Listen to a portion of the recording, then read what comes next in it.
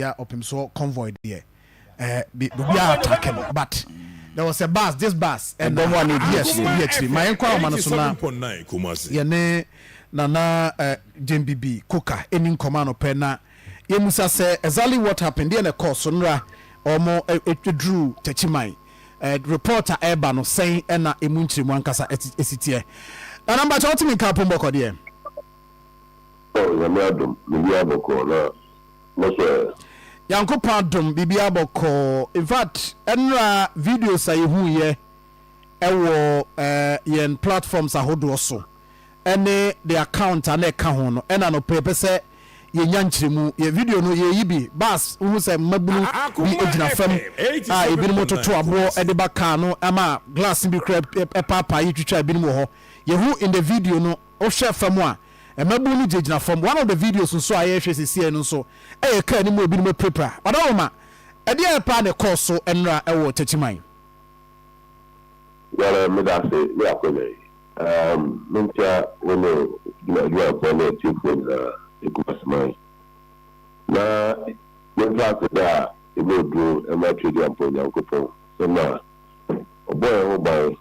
e de ba e twa kwai and the Sabisante here no drum.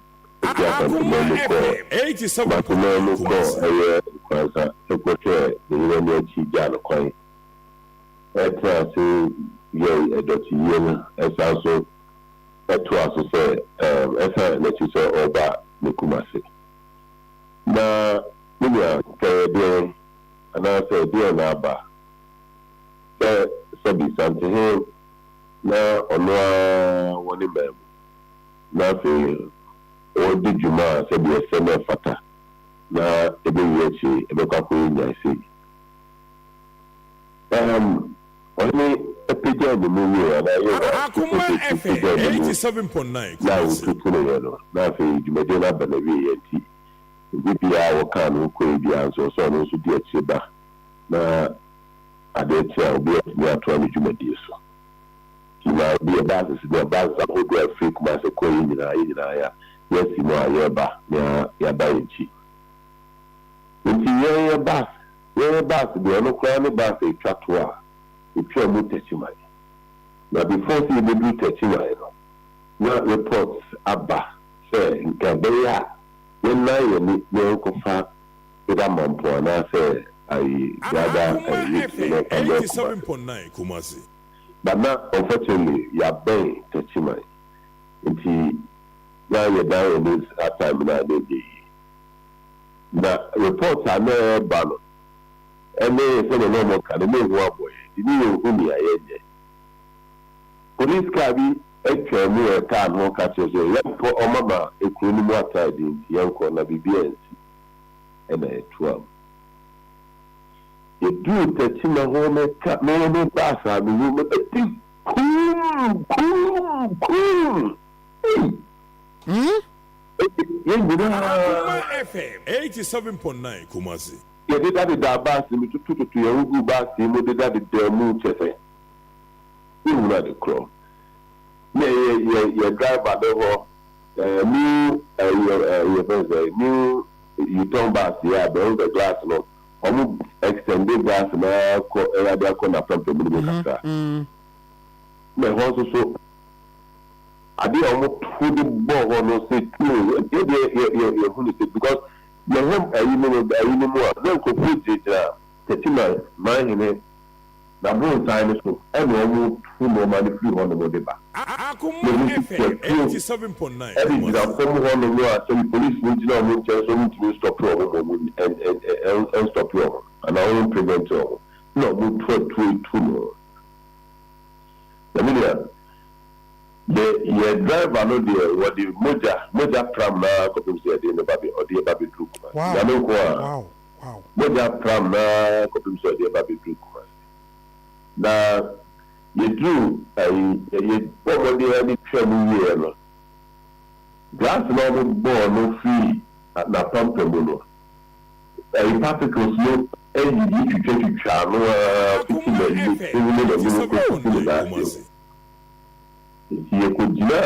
kujina ayi ebe Akoma dai ehona itimi he treating the kakra na me adom wotimi eto akwantu no so de ba bedru Manhyia na some of course we basis na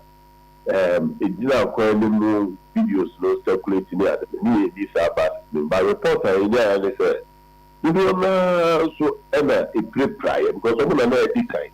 and the police one e control omo e hono no omo na wotwa mo na yes according to that idea, for the candidate that was so the about 5 bucks that no be here the only na for farmer for and no omuna pick intel no say na akoso the omuna ko farmer for that no to atwa mo abafi aba Manhyia na ba 8 or so bucks that no be terminate there and na any report are ni no the baby drew fee and I did feel I was standing do more training that's a commercial for treatment. One of my pam woman yet yet pam woman na where the boy kakra but nkranza krura nkranza okoy no wada mana ayi no den wada sa yepese enya sa education no kakra na fei yebusa se before some be konso no na bibisa akoso mu twam o Techiman no bibisa akoso ananti yebese yete ase de course no ra yewura nkranza okoye no yie no eho abakosem kakra ne ho adisua betimi anya then we look at it say mo kon bibisi ya ema mo return ema sa ne me course yo kene yi da yo nkranza sabi yewu group recupers and to my group 87.9 Basa na se Manhyia akụnya na se sabio ohe Manhyia na Manhyia oteja so okoni kretia yura na se ne mpagwa kese ko no wakwa he ayi mama be ansana se unze ba Manhyia ga otumpemu na sa na linda trato ye bibi kosi juata no na yewa bibi nikete mako no so akono akoya ba mi trato kwa ansana yakope sabi Manhyia na Manhyia no prabe yewa eko no na twa so eko no na oko he sabi kwanza so no Kumasi kwanza he batoni sabi o he ba Manhyia no yewa na ne to so kono ko he ne chi no ya ba me bia ke bi ubia sana ele wako crashes na akupele kwabi ndio koko di jumali na the senti eba koya odile ni tire kwanza ekodi sa jumesu no ade ba ya na pekezo na radio efani say na mata kuja ni na no penyu ko mu kwanza sware eja aye oba kwanza mai na oba penyu Akoma FM na 87.9 we ya yeba sama sabi eni eto na ansana enu adane beso na edi ache ebu onkransa na nti e bebre apa na wa social media daroma ibi kakra bi ana agentra na nti e bebre apa ama abe sense kwa ai Techiman for say mo e ho so say you will be dream na ye dey watch nkransa akodi sa adwuma no the cast in the middle them say you can man upon a nkransa ya ru Akoma FM 87.9 Kumasi ko ekodi adwuma wo si di wo nkransa bibi wi the new year ye wi adwuma dey na ye ba na sanse we dey na ekokusi ya that's how they call na bacho yehu statement enra yenuanu opinso radio omo publish say the convoy no was not attacked enti wadawo masabra na we koso nyina no na yewura convoy no na abesen kwa na se na wachiri Akoma FM 87.9 Kumasi and I've seen the statement myself, but one of those who can't convey no one if you I don't know what they are also saying something different, but I wouldn't know what informed the release of that release circulated. Until the person may have this circumspect, I may careful. I may person may come myself. But the minimum and I am more than 87.9 Akoma FM 87.9 Kumasi. But then leave a free semi of so a radio have another. And now they are team and the person beside team will be never what examining from that release. Enti but buses would say na Manhyia no attack here if knowledge of the number of buses are Manhyia no attack here. Before saying a bit to know about 8 not 8 years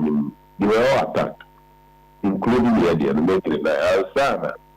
your friend say 5 are now can be a children. Akoma FM 87.9 Kumasi. Na but posi for minim say bia from enura be kan opanomati say arrest bia koso Manhyia wo mudi sa bonefo semi but at a power video at a point na omo block kwan kra at a point but posi for make arrest be say I mean no ka say the mint me nda report bia sa be akwa no me feel me da so wo fia after that, we be na message na ma eni ko ai dia ko no busa dia kusi. Esi idea ni ntimi na mo ka arrest dia ko so na arrest dia ko so. Yeah. And I dey mebusa say mo susu say I mean be am panifo bi tachire na ama mabu tu sa na mo yi. Mo susu bi bisa say because for mabu no benya sa kokodro na begina kwa ho. Na o share video ya se o share video yi pa wadaroma mami musa ne sa se mu susu se obi share kira o fuel sadi well without means so words no kanama kan pain so we ndina akwaso free Akoma FM 87.9 Kumasi. Yeah listen okika Nimina ya noma oye se be ade papa mu le titimu ebeba ena namu so because we nim say nipa oye no be nyan krofo ombeso ne so ibini oye okika sem pasa bi ra ho ka sem pasa ma ho editi atem ne ye no me pata no nyan krofo mo so no ati me yi title mo amomo yes because when you be no mo di the tea one no ko fire by one and why can Akoma FM na everyone was accosted me in performance because Ghana my woman a man would draw a peaceful country and we are all united irrespective of where we feeling that meaning I can walk with a crew back and must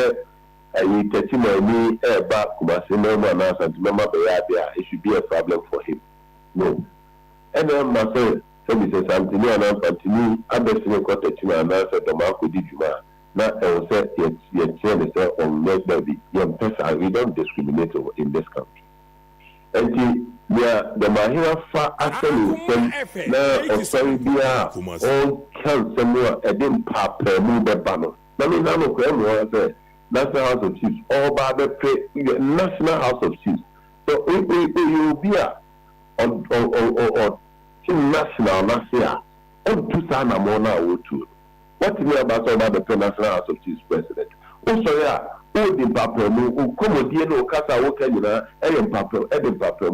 and then talk and enough. Let me pass it to be a birthday, you know, queer people, okay. Enti nana wadaroma but 87.9 okay that's how number we say and koso and the person so have do come no back be sha eba national or regional association eba be your meeting eko obi anyo he me obi na die no na mo ntuo no ma basa ya wo yi ene ne akwa ko fa be it's not going to be about so baby. I did be our Susan so, and I won't be a different peer to be our Susan so. ɛne sɛ nkɔfo yɛhwɛ pagya mu sɛ yɛma wo ma bɛyɛ meeting wɔ ha na number two officially my complain at the police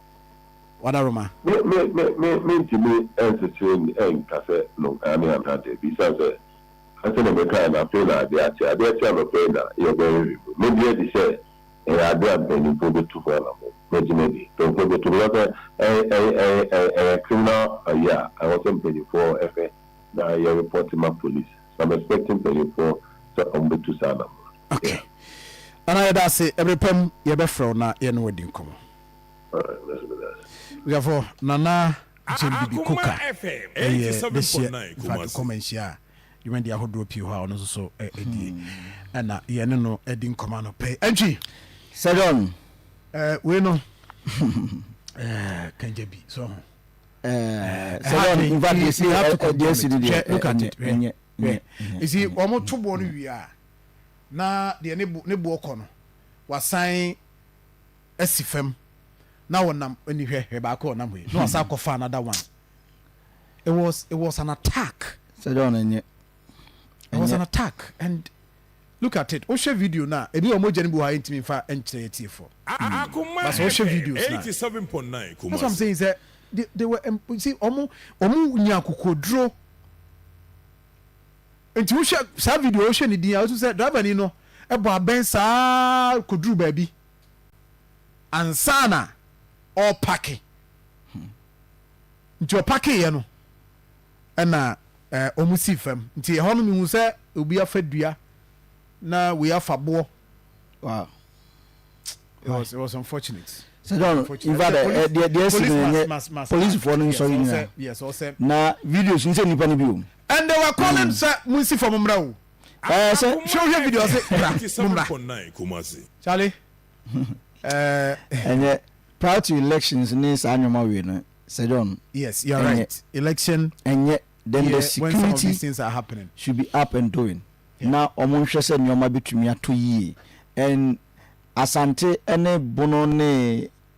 honi nyina ye nyina Ghana fo ya na no pe wo kan fanti ye nyina Ghana fo ti akọ he say wo kan krum kasa akọ he say wo kan krum kasa me no kasa say John uko kumasi mfinfini a ye nuanom a sabi omufri bono Techiman ne nkraka ho no mu di dwa wasante ene wasante nso ade hia won makopie mo ho a omo so yede e di dwa ho no so look at it I'm just for by Facebook I don't know my book we positive and we no 90 no we almost block kwan at a point. I'm block kwan at a point. Akoma FM. But Salon, minim niesi enra na police for a more ehon no mo hen. To me ntumi afa reinforcement bi an ko gina kwan ho. An hwese sa ade we. Because intelligence and I know say no munim. Utie interview na. Also omunya police for kra no. They should beef up security. Yes. One way the other, so we should blame them. Police are your mojume because moti and I'm catch them so my macler crime BBI didn't messing qua. And was some making sure say there's enough security men in case of any emergency be met me a day. Asano, ultimate canasa, what sa bra. Enkwa nipa ho nkwa ne ye bo ho ba yo eni to omo so efo ba bi no omo anye adwuma ne yi e na ma we esi because security no na omo beef up e ho no mo a even though omo clear kwan mu no bibia betumi esi at a point enti e den omo ye nhihye be na omo ye I mean this is bad so enye de si no in fact enye kra enye maye as a nation enye maye and penifo uti and the National House of Chiefs also should be up. No one just asking you because yes, Angie, yenya no na problem. Yes, yenya mom. I'm sure say you see okay oh dear mommy and trust na yenko yen very bad enye kra nti fa ne se enra buses se koye and because there were also men in some of the buses we share video na video ni also, of course me come men anya say bia na be me bia nkom ba me you know what I mean anko mutumi aye bibi yes wori mu no mo ya memo nti na nkom so no wa mo so betima tie aginam but you see asumdue na ye what I say yes I mean nanka bibia betimi ayade so but ni na ye the good thing is that era is highly protected and safe. I mean bibia fine nti no ma yenko yenim entry yenko yenim ba cha me becheska enche kra becheska enche na but of our phone that is star 439 hash Akoma FM star 439 hash